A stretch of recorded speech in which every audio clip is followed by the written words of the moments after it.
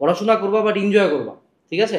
যেমন এই যে আত্মীয় স্বজন অনেকে বাঁচে ছিল, এখন অর্ধেকের বেশি মরে গেছে, বাপ মা এখন মানে এক পা কবরে। সো এই জিনিস লাইফটা একটু এনজয় করো। ওকে, আমার মনে হয় আমাদের আফসোস গুলা নিয়ে একটু কথাবার্তা হয়েছে, এই ভুলগুলা নিজেরা করবা না। এরপরে এখন আমরা প্রত্যেকে স্কুলের পোলাপানদের জন্য 3টা করে টিপস দিব। ওকে, আমি প্রথমে দিয়ে শুরু করছি। আমি প্রথমে একটা জিনিস বলবো, এটা আমার ভুল থেকেই বলা, হ্যাঁ। সেটা হলো যে আমি টু মাচ থিওরি ফোকাস ছিলাম।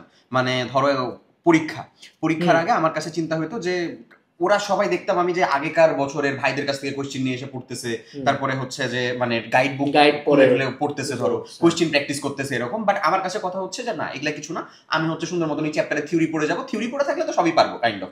আমি পারতাম না এরকম না, পারতাম, কিন্তু আমার থেকে ওরা বেশি পারতো। That's the thing. তো আমি বলবো ভাইয়া যে যখনই কোনো একটা পরীক্ষা সামনে আছে বা এরকম কিছু, বা কোনো কিছু একটা ইফিশিয়েন্টলি ওখান থেকে পড়া আদায় করতে যাচ্ছ, সো কোশ্চেন প্র্যাকটিস ওটার জন্য মাস্ট। হ্যাঁ, তুমি থিওরিটুকু পড়তেছো, ওটা যদি তুমি শুধু থিওরিটুকু ক্লাসে যা সার পড়াইছো ওটুকুও পড়ে থাকো, এটা অনলাইন ক্লাসে যেটুকু করছো ওটুকুও পড়ে থাকো, তারপরে যদি তুমি কোশ্চেন প্র্যাকটিস করো, দ্যাটস কিন্তু এনাফ। সেটা আসলে এই জন্য কিন্তু আমরা আমাদের একাডেমিক অ্যাডমিশন এসএসসি যেটা, ওটা কিন্তু প্রোগ্রামের টেস্ট পেপার দিছি, টেস্ট পেপার সলভিং অ্যাড করছি আলাদা করে।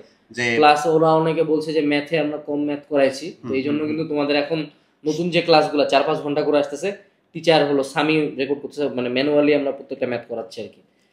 এটা একটা ভালো ব্যাপার হয়েছে। সেকেন্ড, থার্ড, সাথে আচ্ছা, পরের যে কথাটা বলবো সেটা হচ্ছে যে প্র্যাকটিস। মানে তুমি যতটা পড়তেছো তার থেকে চেষ্টা করো, মানে কোনো একটা জিনিসকে 4 বার পড়ার থেকে ওই জিনিসটাকে একবার পড়ে আরেকবার লিখার। যদি লিখে প্র্যাকটিস করো তোমার এটা বেশি মেমোরাইজ থাকবে। থার্ড যে জিনিসটা সেটা হলো যে যখন তুমি কোনো একটা কনসেপ্ট পড়তেছো, অল্প পড়ো, প্রত্যেকদিন পড়ো, অল্প পড়ো, প্রত্যেকদিন পড়ো, যতটুকু সময় পড়তেছো ততটুকু শুধু ওইটাকেই পড়ো। এই যে ধরো ওইটাকে পড়তেছো, সাথে একটা ফোন চলতেছে, স্ক্রলিং চলতেছে, বা সামনে একটা টিভি চলতেছে, এই কাজটা কাইন্ডলি করো না।